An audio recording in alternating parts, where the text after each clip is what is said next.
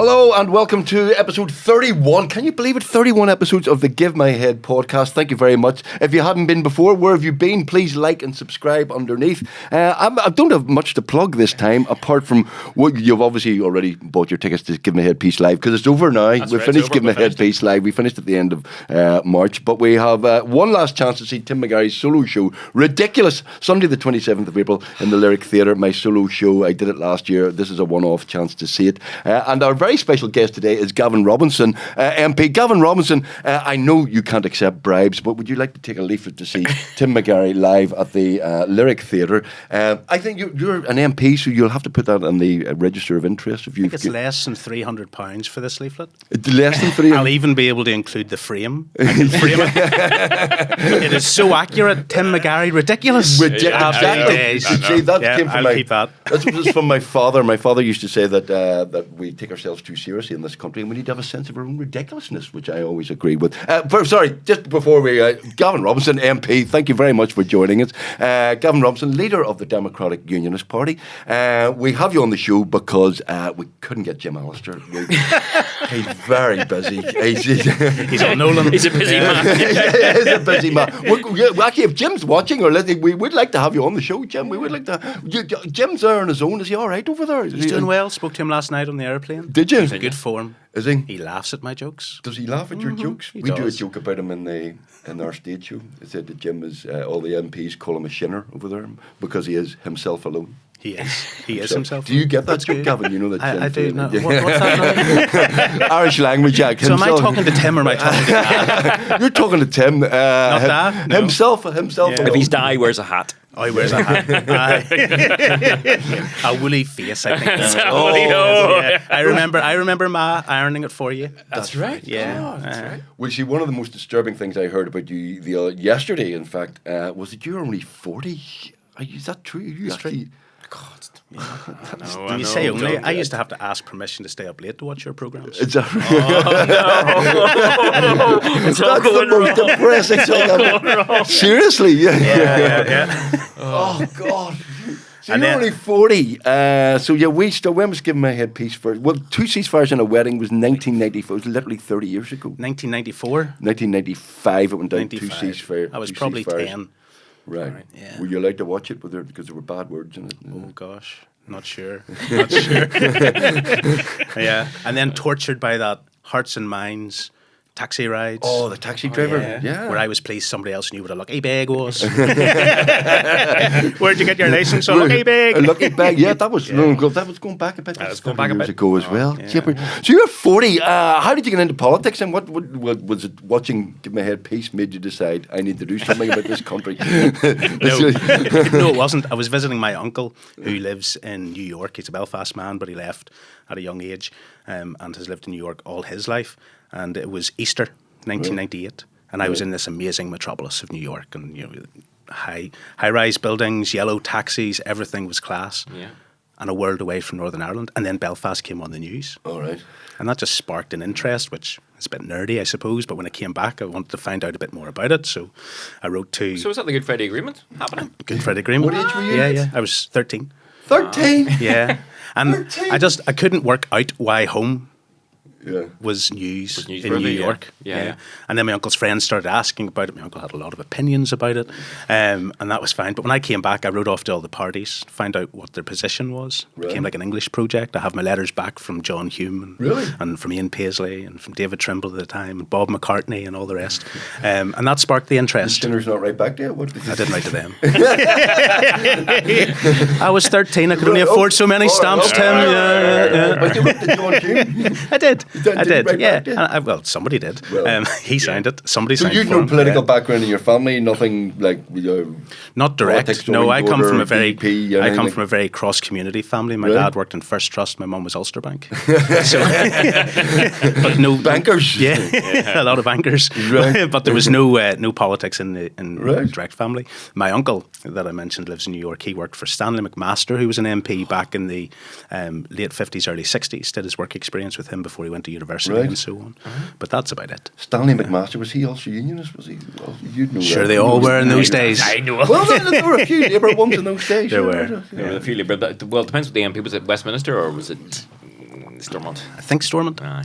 Right. Yeah. So you're 13, you're writing to people going, what's this about Northern Ireland? What's this about? And then you see, I grew up across the road from Stormont, so Stormont was like a playground for me. Right. Spent all weekends in Stormont running around, building swings across the river at the back of the building and stuff. Right. I knew every inch of the the estate of Stormont. Wow. And so whenever there was a lot of political activity, I used to go over for a wee gander. You know, Right, used to see what- see what the crack was. So you are a Yeah. nerd, you're a political nerd from the beginning then, you basically. Sort of. Because I remember you, I would tell you the first time I met you was, you might have been Lord Mayor, you're certainly a councillor. You were opening you were commemorating the Harp Bar punk. There was a celebration of punk. Terry Hooley and Oh, I stuff, and you remember were that. the Lord Mayor, and whatever the street the Harp Bar was, Yes. they were putting in out a Hill blue Street. plaque. There was a blue plaque, plaque for yeah. yes, and And you must have been early 20s then, were you mid 20s? 27. I I was heckled relentlessly by him? those punks. By Do you punks? remember? By Yeah. punks. And Terry Hooley was there, so it was. Weren't we honouring Terry? We were I think honouring Terry or the honouring- plaque was for Terry, and the Northern Ireland Tourist Board had taken Terry for lunch. Right. So Terry Oh, was that was a mistake. less than restrained. Right. Let's put it that way. He was refreshed. He was in great form. And then I know nothing, absolutely nothing about the punk scene, but I always Right. try to find some connection. So I remember looking it up, and there was a band so I referred to this band in my speech, Stiff Little Fingers. Great And band, somebody yes. shouted, "It's Stiff Little Finger, you effing." To which I think I quickly responded in less than civic style as Lord Mayor. I said, "I know, but I was giving you a stiff little finger." See, See, you get heckled. you get Lord Mayor, heckled, yeah. but that's okay. Yeah. That was good because You're used to it. Don't take this the wrong way, but I go, yeah, a youngish DUP person who was sort of fresh-faced, and because sometimes the DUP had a bit of a sterner image, shall we say? You'd Really? agree with that? Yeah. I mean, You only see the work side. Are you doing your best to change that image? I hope people take me as they find me. Well, Yes. yeah. I mean, sometimes when you're talking politics, it's a serious business. You're talking about serious issues, and if you think about the politics of where we have come from as a society, then it does engage serious issues around morality and ethics and law and justice and peace. So it's not always a gag. So it's hard sometimes to demonstrate to people that you actually are a human being too, Well, so it can be okay because we have made a living out of it. Thank you very much. Can be a gag too, but it is serious. No, I accept that. Yeah. So you've always got that fine balance. How do you, whenever Nolan show or somebody wants you on, they want you on for controversy. Yeah. Sometimes they'll phone up and say, "What's your position?" I says, "Nah, that's the same as theirs." So they don't ask you to come on, Yeah. So things are confrontational, things are combative, things are serious at times. And if you can demonstrate that you can live a little as well, then that's a good thing. But that's true of all of my colleagues. Like you mentioned, Old and Dermot. Sammy's good crack. Sammy is good. Sammy was always known for good crack. Sammy used to do a very fine turn at our party conferences. Yeah. What do you do? Yeah. No, he's not. What do you do? Take the hand. Okay. Yeah. All right. Yeah. So, whenever I was a Grosvenor, I started in Grosvenor in '96. So you're pure East Belfast. Pure East begin to Belfast. end. East Belfast, born, bred, buttered and battered, Right. as Jim McDowell would say before he sues me for stealing his stealing his strapline. When I started in '96, Sammy had just got elected to the Northern Ireland Forum, Right. But Sammy was teaching in Grosvenor. Right. Oh, he's still And so my teaching. early memories of Sammy were him being an economics teacher, heavily involved in politics, Belfast City Council, Northern Ireland Forum, and walking his dog every break time, lunchtime down the playground. Did he not have So a that was- motorbike at that time as well? So he had. Bikes? Sammy always has a van, Right. so he can carry his motorbike. Oh, right. And then when he sees the ladies go by, he'll bring the bike out and sit on it, and then he puts the bike away and he drives in the van. So Sammy used to walk his dog Right. up and down the playground every break time, lunchtime, and then I ended up taking Sammy's seat in Belfast Right. City Council. So we represented the same place, and now obviously we work in the same place. Pottinger, as it was. Pottinger started it's as no Pottinger. longer there, sure? No, it's now Titanic. Pottinger's got her name. I think so, yeah. Dr. Pottinger. Yeah. did I read in Wikipedia? Is this one of those facts that isn't a fact that you were a children's entertainer? It depends what you were going to say as to whether I say, well, that must have been edited by somebody cruel and mischievous. Yeah, I was Were a you? child. Yeah. What did you do? Yeah, I was a clown. You were, yeah. Yeah. We had a bet about this. I said magician or clown. Both. You're a magician. Yeah, I can do magic tricks. Can you? Yeah. I used to do magic shows for children's parties. Have we got a deck of cards? What sort of magic tricks are we talking? I was hoping to get out of here. Disappear. Yeah. I was hoping to get out of here without decking you. But you want a deck of cards? Can you? What sort of magic tricks can you? Oh, lots of things. And you still got it? Yeah. And I don't. So I was a kid. Right. It's not as if I was an adult doing this, I Right. was sort of early teens, used to take myself into town, used to go, there was a magic shop out the back of Castlecourt. Right. Used to buy my tricks, used to do shows. My mum phoned up a company in West Belfast, in Divis, first job, Falls Road. Phoned up this company to say, look, my son does these magic shows, but sad really. He'd like to learn how to do balloon modelling, Right. could you teach him? And he said, no, we don't do that, we're a company, we'll train him if he wants to work for us. So then I started working for this company, Party King, and we went on the Steny HSS and we did Christmas shows and all that stuff. And then out and about, so the company, they used to do a lot for, do you remember Town Challenge? Oh, I I do. do. Remember Town Yeah, Challenge? oh, yes. Hugo Duncan and George Jones. George Jones. Yeah. So there was a massive inflatable cowboy in Town Challenge called TJ the Cowboy. And it was about 15 foot tall, inflatable suit. So I was in that sometimes. And you had a battery pack on the left-hand side, you had a fan on the right-hand side, you had steel shoes to hold you anchored to the ground. And so and it was good fun, but only did it for a couple of years, You could go back to it. I could. It's not. It's the only salvation I have. Maybe we should take up balloon sculpting. Yeah. And then, I know, you guys studied law. Yes. I studied law. I was a barrister. Whenever I was at school, you had to go through this process of 100 questions, which, when you finish it, it would say what you should do. Yeah. All right, okay. So I answered these Balloon 100. sculpting barrister. So you could see exactly where they were going with the questions. So I answered, I want law to come out here top. So I answered to make sure law came out top. Yeah. Came out second. Drama and dance came out first. Wow. Drama and dance. Yeah, so there's a recurring theme throughout life, huh? Would you like to be in the next episode of Give Me a Piece? Then we get the dancing DUP. Yeah, that would be Yeah. Could you imagine? Rhys McClenaghan, I am not. well, that's fine. I genuinely didn't know that. I did not know that. Have you told people this? Do people know that Gavin Robinson is a balloon sculptor? 2-page spread in the Belfast Telegraph. Well, yeah. Yeah, there was a 2-page spread in the Belfast Telegraph whenever I was Lord Mayor. I'd like to think people had forgotten about it. No, but there's Wikipedia for you. Yeah. Julian Assange has a lot to answer for. Is for. there any evidence of this? Is there any photographic evidence of you entertaining? Well, I can dig out a children? tiny challenge for you. You can Not a dig out- problem. yeah. But I was hiding in a 15-foot inflatable cowboy I'll suit. spot it. I'll find it. I'll find it. Ah, you see, yeah. that was showbiz, and now look at you. Must be miserable now, eh? Miserable. Town challenge to Westminster. Well, you were a barrister. We did study law. Michael was a proper barrister for. I was years, a proper that's right. solicitor for a bit. Were you? What bit did you specialise in? Any particular area of law? Well, when you Was it- start as barrister, you don't really specialise. No, But you my don't. master was a judicial review practitioner. Oh, right, wrote right. the book on judicial review, so I got involved in a lot of cases that I probably shouldn't have been near. At an early stage. Very little crime, bit of employment law, and bit of public. And how long law. did you practice? 3 years. 3 years. 3 when you were years. doing the politics on the side, and then Aye, and the politics just consumed me. So I started 2008 as a barrister, joined the council 2010. Bar Library's not too far from City Hall, so whenever there was an opportunity to skip up the road to City Hall, I was skipping up the road. And then I got a chance to go and work for Peter Robinson in 2011. So I did that as a special advisor, and that you hung up the wig, as they Everybody say. thinks relations. You're no relation to Peter Robinson at all. No relation at family all. relationship, No. In fact, our Robinsons come from opposite ends of Ulster. Is that right? That's right. Where's right. Peter's family from? Well, he's from Craigie. Right. All right. He's Belfast. You're East Belfast as well. I think his family are sort of round Monaghan direction. Oh, right, the back a couple of generations. My Robinsons are from Portrush. Portrush. Yeah. So my granda was the only one to leave Portrush and come to Belfast. He was stationed in Downpatrick. I met my granny and Who was your father?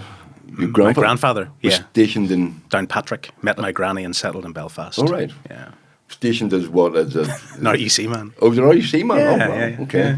Yeah. And what Bit year? like Billy here. Did you have a tash? Not when I knew him. Yeah. So your family Port Rush originally, then you end up in East Belfast, but your Mum's Right. family are Belfast, generation. My dad's Right. family, Port Russian Downpatrick, and settled in Belfast. Right. Yeah. Okay. And you're now the MP for East. But do you know what? You turned out to be my MP. I moved to Ravenhill Reach off the Ormeau Embankment, which I thought was South Belfast. I would have thought it was South And I Belfast. got There a you go. manifesto through the post. Oh, is it the river? Is it the Yeah. river? Oh, right, Both okay. Gavin Robinson. You're my MP now. That's wonderful for you. Well, it is. Like I have to. So What's what's the problem with your drains? Have you been raising that? I have to, like, That's the only this- reason you're here, by the way. This, by the way, this gerrymandering is outrageous. When are we getting that bridge across It was the river? supported by others to get rid of me. Is that right? Uh-huh. Did they move? Yeah. Did they move the boundaries? Aye, they did. Aye, sure. North Down that goes right the way up to Campbell College. Right. All right. So all of that sort of, Did you know, lose all that? I lost all that. Right. And then again, Rosetta And- and Winchurch and and all me. those tub-thumping loyalist areas of South Belfast. So delighted to have you, Tim. Well, thank you very delighted much. to have you. Yeah. And here I am, service ever, surrender never. Right. As long as you know what you're getting. Is that the slogan? That's the slogan, as long as you know what you're getting. I've obviously Yeah. did- Oh, for some reason I didn't read the manifesto. Oh, you put yours in a frame like I'm going to do with this leaflet? Absolutely. Yeah, good. Beside your bed, there I am. No. You're my MP now, which I used to be North Belfast, and my candidate never got elected there either. But But you're moving up in the world at I'm least. moving up in the Yeah, world. yeah, that's good. But being an MP, we had Claire Hanna on here, and we had Naomi Long. No, that's right. Who obviously you usurped. You beat, and didn't you beat her 2019 the first time, or no 2015, 17, 19 and 24. Oh. Not that he remembers these things. 4 times have you? Four times. okay. On every occasion I've been told I'm toast. Right. I say accurately. Yeah, but that's why Tim's moved in. Yeah. Your days are numbered now. 2024 was you're the only unionist MP in Belfast now, aren't you? Yes. Yeah. Yeah, that's right. And that's the second election that's been the case. Right. Is it? Yeah, 2019 was the same. So, John Finucane's North Belfast. That's now. right. Yeah, right. Okay. That's right. Well, Yeah. Although we sort of lost those COVID years, it's as if they didn't exist. I mean, it's been really straight, 4 elections, 4 parliaments in the Yeah. space of the last 10 years, all completely different. yeah. So 2015, the Conservatives were cock-a-hoop. They just got a majority for the first time after 5 years of sharing with Liberal Democrats. As part of their response to the growth of UKIP, they agreed to the referendum. 2016 came along, politics changed. 2017 came along, high in the polls, looking for a massive majority to put through the will of the people. Confidence and supply agreement with the DUP. You end up with a balance of power. 2017. Yeah. 2019, total log jam. Go to the country, get the majority they hoped for in 2017, then we get the Northern Ireland Protocol. And now we've got. Well, and now we've got 2024. Labour comes in. Everyone's delighted. They've got rid of the desperate Tories, and now Colm Eastwood is crying. Yeah. Because Labour are worse than the Tories. I mean, like, that's it. That's politics. Yeah. But do you regret supporting Brexit? DUP must have thought, what were we thinking? No. No. Do you regret the ability to choose? Choose what? Choose. You're asked a question. Choose what? You're asked a question and you choose, right? So I believe in democratic ideals. I believe in freedom. I don't believe in having to take a choice because Tim McGarry says you can't take that choice or it's not going to work out for you But or you had anybody else. You had control in the EU. You did a veto in the EU. Did we? Me and him Did were we? disagreeing. See, I'm a closet Brexit here because but from a left wing point of view, I had a real problem with the democratic deficit. I had a real problem with Greece, how Greece was treated, and I do think there's massive democratic deficit in the EU. It's true. And that's where Jeremy Corbyn is. That's where Sinn Féin were. I mean, there's a lot of concerns about how the European Union operates. Yeah. the But did you not value of see the that European obviously Union? if I vote for Brexit, there's going to be a border somewhere. Where are they going to put the border? Down the Irish Sea? No, because there didn't. I mean, look, there's been, 9 years of confrontation and consternation about all of these issues, there were a lot of choices that came I'm getting thereafter. a message here from a Mr. Bryson and Donkey wants to ask you a question. What's he saying? Yeah, He said, well done in your magic trick and making the seaboarder disappear. I'm glad you're on speaking terms. That's good. Well, Jamie's welcome on the podcast. And he's Everybody's welcome. Anybody. So you don't regret it at all? The DUP doesn't That we made a choice? Yeah. Not at all. The fact that we didn't get the choice we made, right. That's a problem. That should be a problem for even someone like you who comes from a different perspective, but certainly should want to honour democracy. Yeah. I wanted to stay in the single market. Like that's what I was promised when we were going to have VC. I thought, what's the problem there? I'm being ganged up here. No, but I'm serious. There's no reason we have the Brexit we have. There's no reason. And not to unpick old wounds, but when you go back to the old indicative vote process in Westminster, where we had choices and options, we didn't vote against single market. We didn't vote against customs union.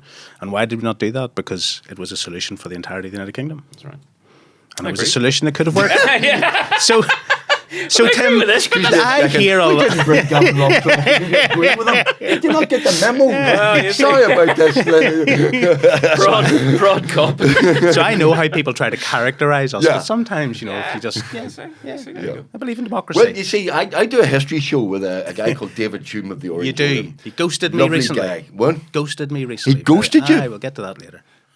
He does that to everybody 6'4". That's what he does. He doesn't like tall He just people. pops up.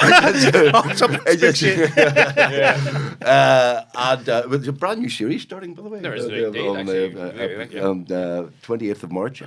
Four more episodes. But David Hume and I basically get on, and we come from very different perspectives. Yeah. Which is one of the reasons why I'm in favour of integrated education. I don't know what the DUP are kind of a bit woolly on this. Sometimes I remember, did Peter Robinson not describe it as a form of apartheid, our education system at one stage? But I'm in favour of integrated education because me and David come from very, very different perspectives. We learned history, Irish history, completely differently. So he comes at it, and it works well for us because we've got a history show out of it. But his view of Irish history and the way I learned Irish history, completely different. Yes. You'd agree with that? Yeah, that you are completely different from David. Absolutely. So I'm one of your few listeners on the long and the short of it. Right.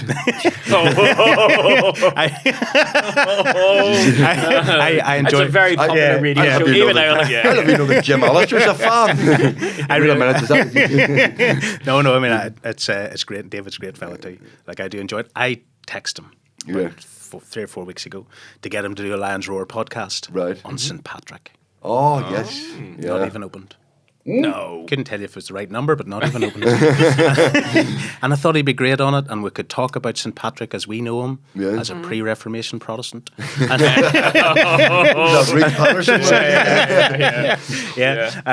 but no, integrated education, shared education.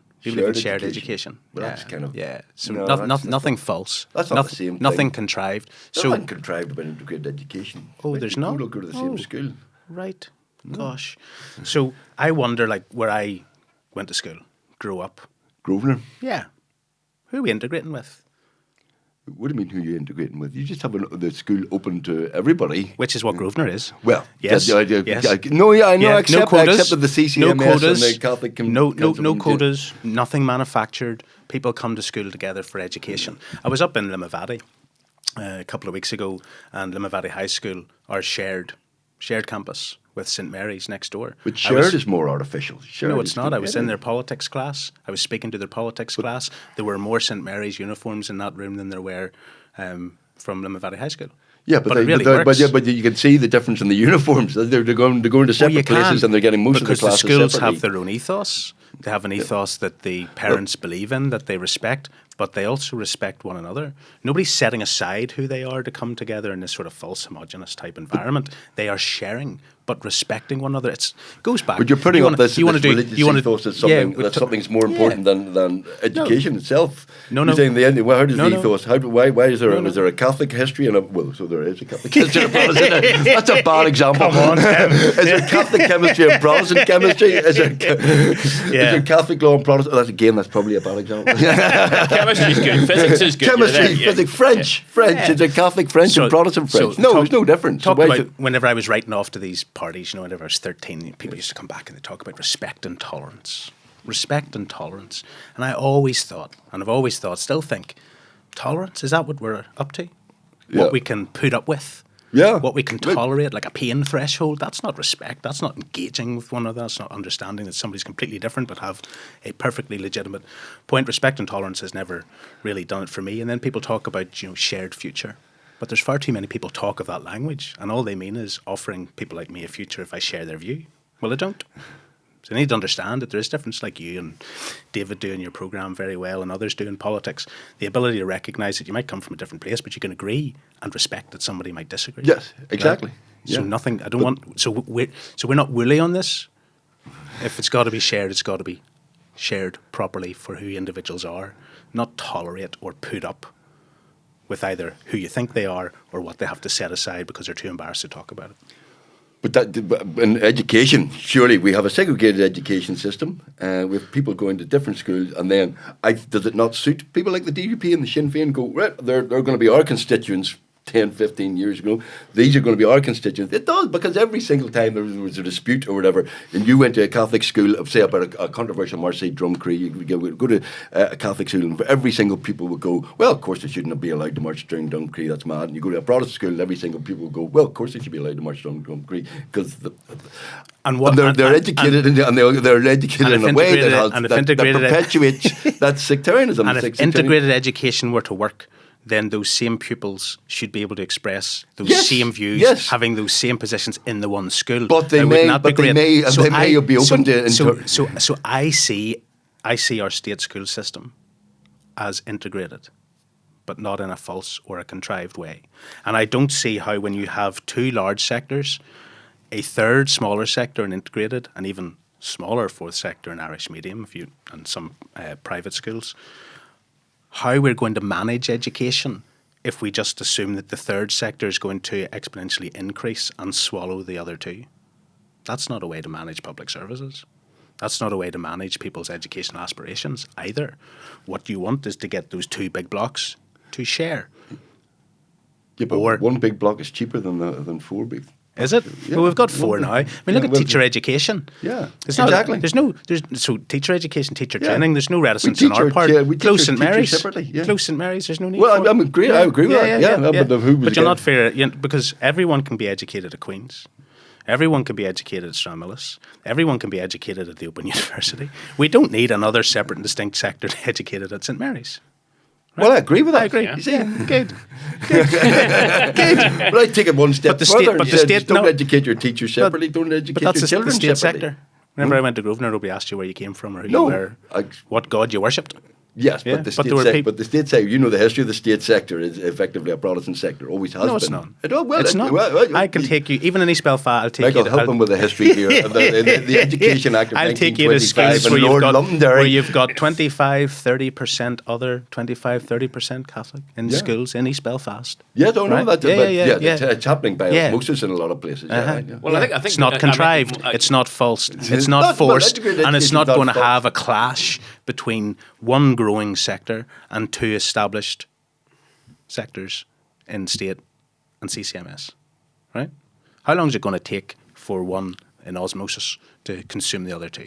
100 years, there'll be somebody like you talking about issues like this. Yeah. Well, you see, I think from my point of view, now go back in very deep here.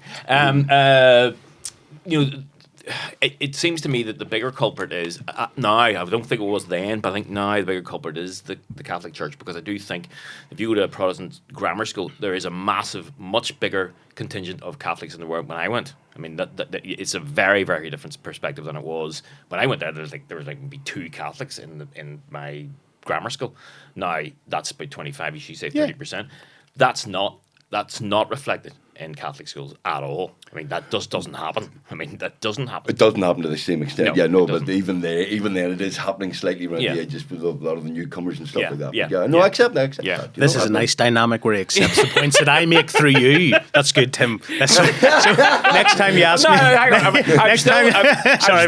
I'm still pretty good against you. Next time you ask me a question, I'm going to whisper the answer to and you're going to say, well, yes, I accept. I still believe in integrated education. I think a root and branch integrated education. But I do have to accept that I think the state sector schools are much more further on with it in an integrated path. Yeah. I think. But if you went to an integrated school, you see, you could play Gaelic. You could tell Gordon Lyons to go to the All Ireland final.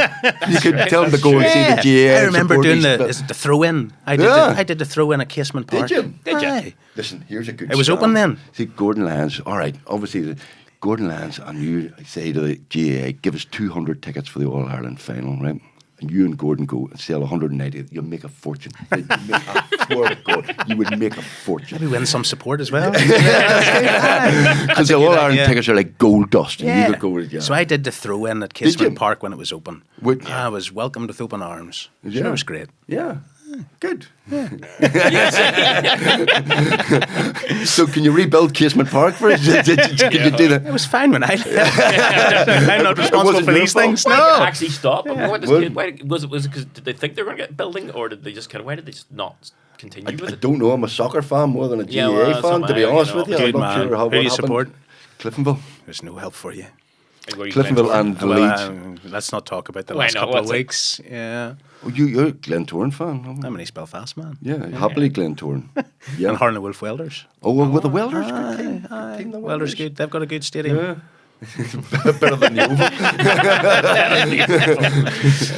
the Oval. The Oval's getting some care and attention now. I think, yeah. It's supposed to have the best pitch, isn't it? In the north, isn't it? Would you go Oval, often to see the Glentoran? Be more often at the Welders, but I was at Glentoran for the Cliftonville game. Were you at the final there? Yes. Oh, and how did it go for you, Gavin? I didn't see it where I was. the company was great. No, I couldn't see it through those red flares and all that bad behaviour. And I was at the Glentoran match against Coleraine about 3-4 weeks ago, where they won 2-1. Which was good. And my son got the chance to be the mascot. Wasn't that nice? Right? Yeah. Oh, there's no other kids that turned up. And they asked for him, and he's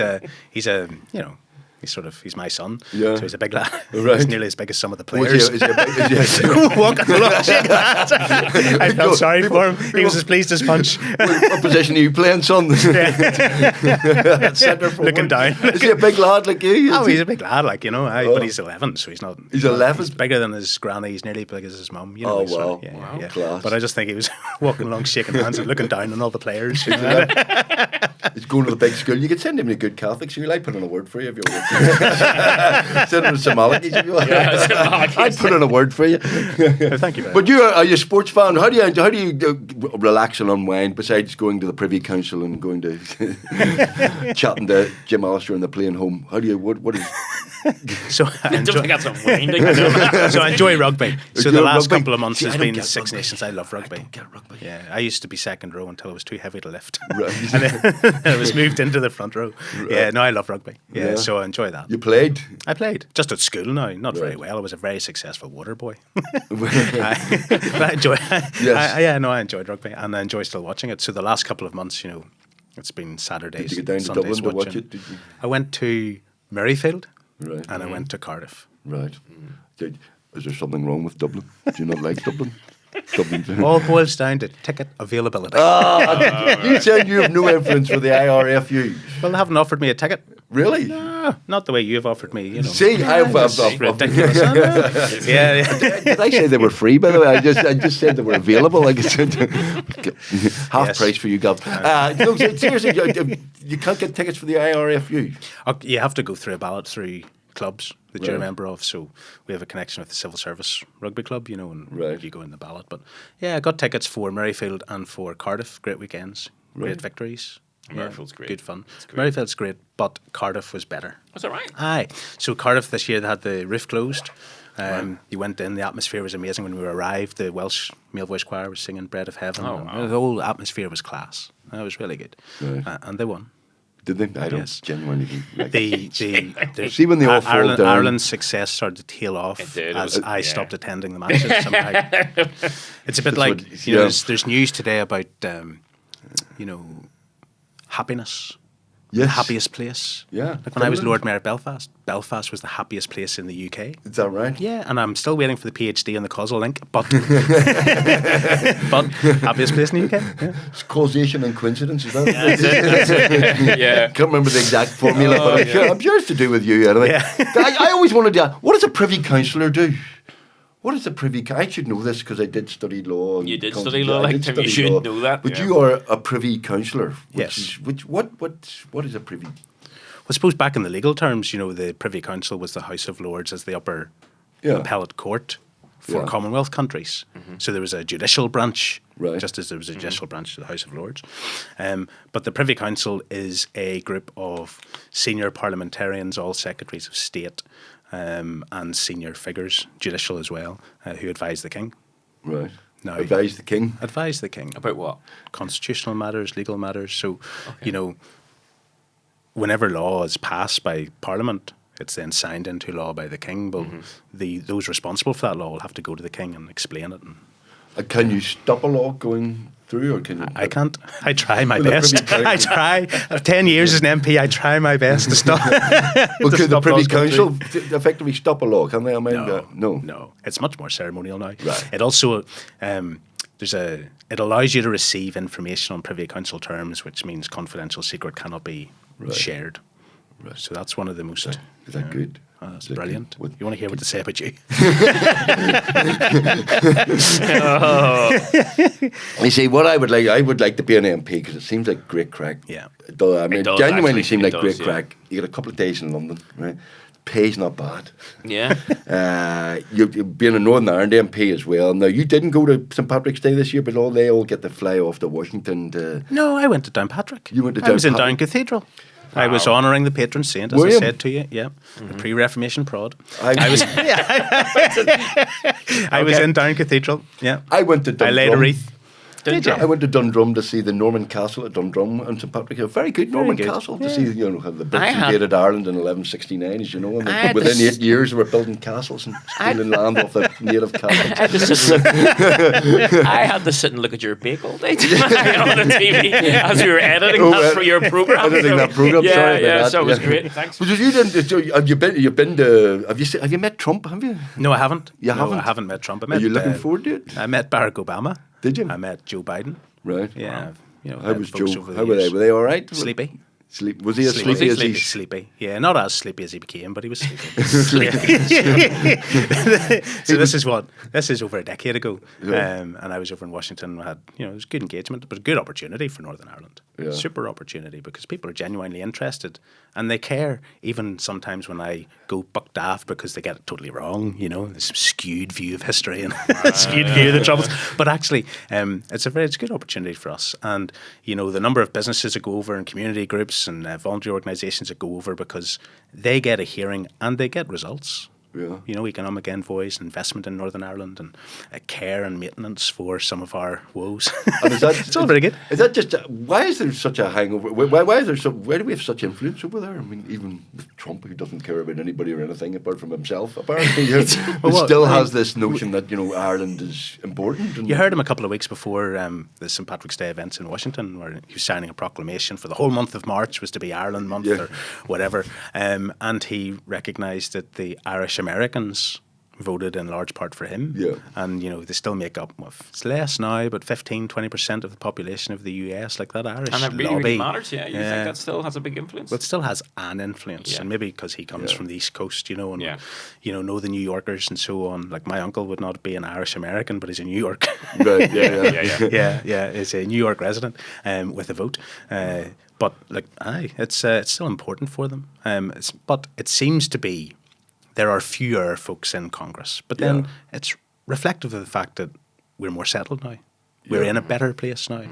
I think the more we can share in this province together. integrate No, that sounds awful. So how does all that kind of paddywhackery play with you? Like all that sort of St. Pat's over the top stuff that's all going on in America. How does that? Well, it's not really our thing. No, like that's it's what not I our said. thing. No. But you got an opportunity, doors open. If there's a pint of Guinness, I'm sure you can try it if that's your your thing.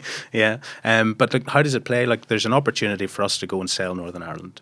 I mean, what are we about? We want to make Northern Ireland work. We want people, no matter what their aspiration constitutionally in Northern Ireland, to see a benefit of being here, and for us as politicians to respond to the needs of the people. So good public services, good investment, good jobs, good opportunities. You're the few students that stayed. And all we ever hear about is the brain drain. That was a big mistake. What we hear is the brain drain and people leaving Northern Ireland and going to pursue opportunities elsewhere. But those opportunities should be here. So that's what we're about. And if we can get support from the US as our largest foreign direct investor, then that's a good thing. Yeah. We had Alex Kane on here. You would see poker face there. Is Alex, do you like Alex? Alex is a constituent too. Yeah. Is Alex a constituent? Oh, of course he is. Yeah. Is he East Belfast? He's East Belfast, yeah. He's closer to the action than you are, but he's East Belfast. Well, it's quite interesting. We were talking about unionism and stuff like that, obviously.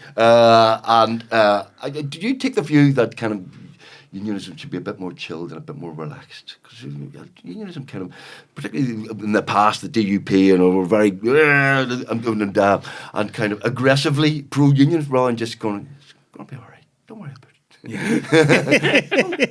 easy. Take it easy. Yeah. And when Shooner's go, we need to have a conversation about a United Ireland. You could have a very brief conversation about a United Ireland. Do you want a United Ireland, Gavin? No. No, I don't. No. End of conversation. Yeah, not engage in it. And over the last 25 years, they haven't increased their support at all. So it's great. Well, 39%. You don't see any movement towards a United Ireland at all? 39% in 1998 and 39% in 2024. So show me the growth. Show me the change. There's none. You've got change within that envelope. So you've got dominance for Sinn Féin, but you don't have a growth in the people voting population in Northern Ireland who express a view constitutionally for United Ireland. So why don't you take it easy and relax? And so there's something in that, have an Irish language out and go, grand. Casement Park, many you want. Free. Aye, that's right. Never worry about hospitals or schools or anything like that. No. Oh, you're on bad ground there. Shake your shillelagh at me. But I mean, unionism itself is shrinking as well, though, is it not? Political unionism. You're getting fewer and fewer. You used to have 10 MPs, now you have 5, and you're minority in the Stormont. Well, we have 8 unionist MPs. 5 DUP MPs, yeah. Yes, but there's 8 unionist MPs, so like being able to share amongst colleagues and friends. That's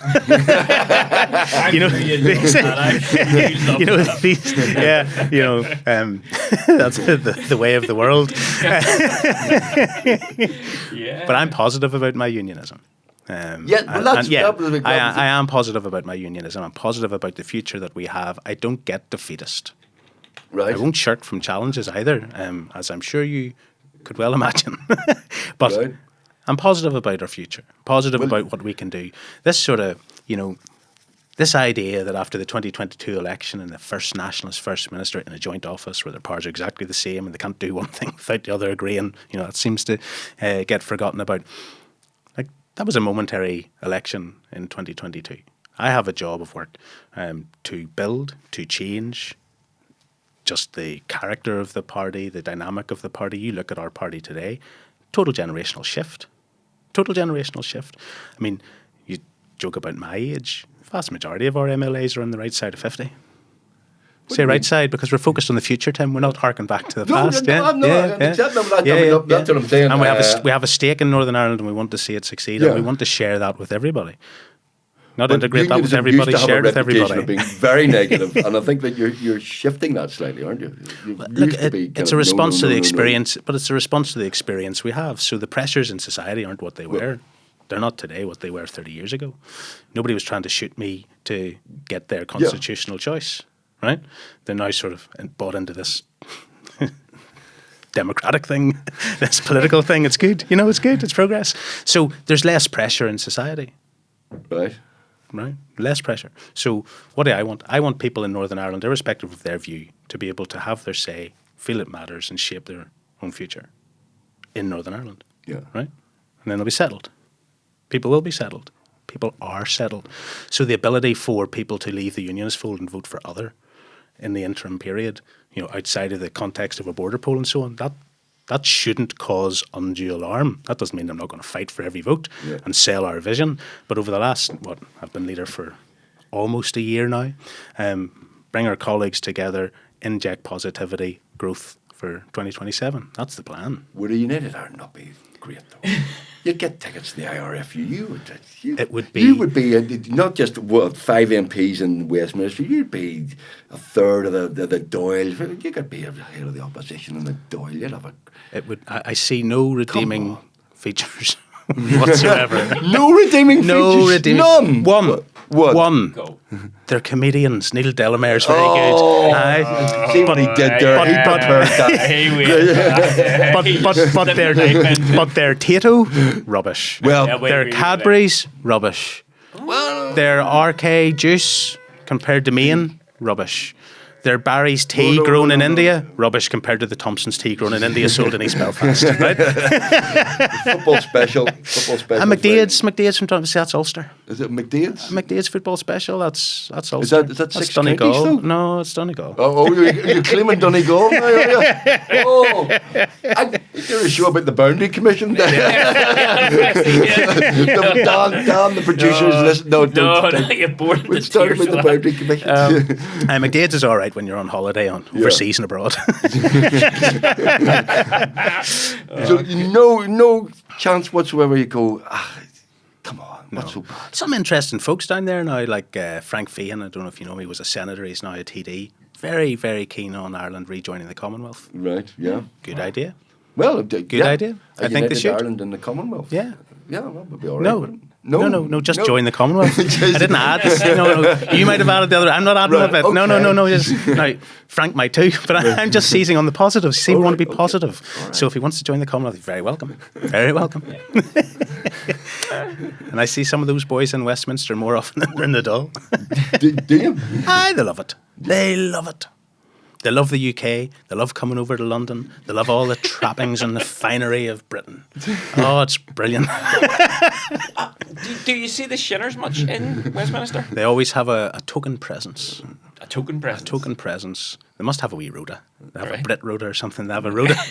They have a rota where 1 or 2 will be over every week. Is that right? Aye. And what do they do? Just hang around? Where do they hang around? Bring the expenses. Have to go in person, you see. but no, seriously. But where do you? I mean, I know they can't. They don't take their seats. Do they hang in the corridors? Where do they hang? Yeah, I mean I So assume they've access to everything. I assume they have offices. Though I haven't been in them. They'll go to Right. events. They'll go to meetings. They'll go to. I remember there was during one of the sort of awkward Brexit times, and we were in this beautiful room in the Foreign Office, the Locarno Suite. It's opulent beyond belief.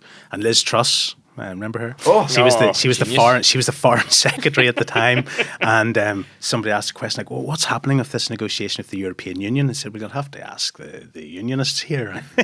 So I was like, "Well, it's not for me to speak for you, dear, but here's my view." And then this other MP from Northern Ireland gave their view. And my goodness, it was Chris Hazard. If you could see all the Conservatives and Labour MPs around here, who on earth is that? Thinking, why would a DUP man be saying the things he was saying, So no, they do. They pop up from time to time. Right, okay. Yeah.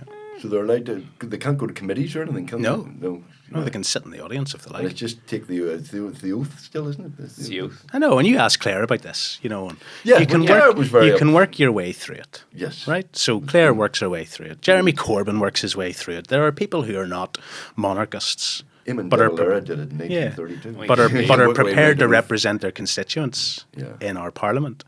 I mean, we talked about Brexit earlier. Sinn Féin had 7 MPs at that stage. Votes were being lost by 1 and 2. I do remember that. They could have made their. I mean, like. I do remember Fintan O'Toole saying that they Yeah. should take their seats Yeah. there, even for the. Look, they even were for never the going to vote. sit in it all.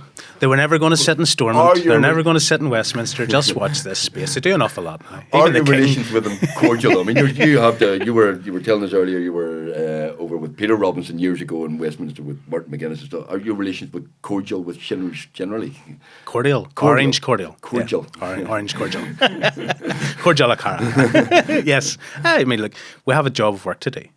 And we know where each other have come from, but you can It's get all the, right, you're you not can the Nolan show you can now. get Do the you get work on with them you can or get not? you can get the work done on that trip. McGuinness went off and saw some friends, came back again, and he'd been presented with a cigar, a Titanic cigar, which he gave to me. Right. So I still have never smoked it in just case as a but he gave so yeah. Yeah, I've got McGuinness's cigar. There's a memento. I would do it. For, my God, sorry, Gavin, we have been talking for longer than I even thought. Are you okay? We're okay. Ladies and gentlemen, Gavin, sorry, we've somebody else coming in. And it's not Jim Allister. Listen, two things. First of all, I'll see you on the 27th of April. Obviously. 1st of April. 1st of April wasn't available, no? 27th of April, Sunday the 27th. I know you're doing nothing because you've no social life, you just told me. Gavin, thank you very much for being on the Give My Head podcast. I will happily be on your podcast if the money's as good as it is on this podcast. Well, I'm sure I can match it. Can you match it? I can match it. Oh. Yeah, but on that basis, whatever you give me, £10, £1,000, I have to give it back. You have to give it back. So it's a fair trade. To be declared. Gavin, thank you very much for the chat. Really enjoyed that. Thank you very much for watching and listening to the Give My Head podcast. I can't remember who we have on next week. We have comedians, we have actors, we have all sorts of people on this podcast, and we have politicians. Ladies and gentlemen, thank you very much to Gavin Robinson, MP. Thank you for coming in. Thank you. Cheers. Thank you.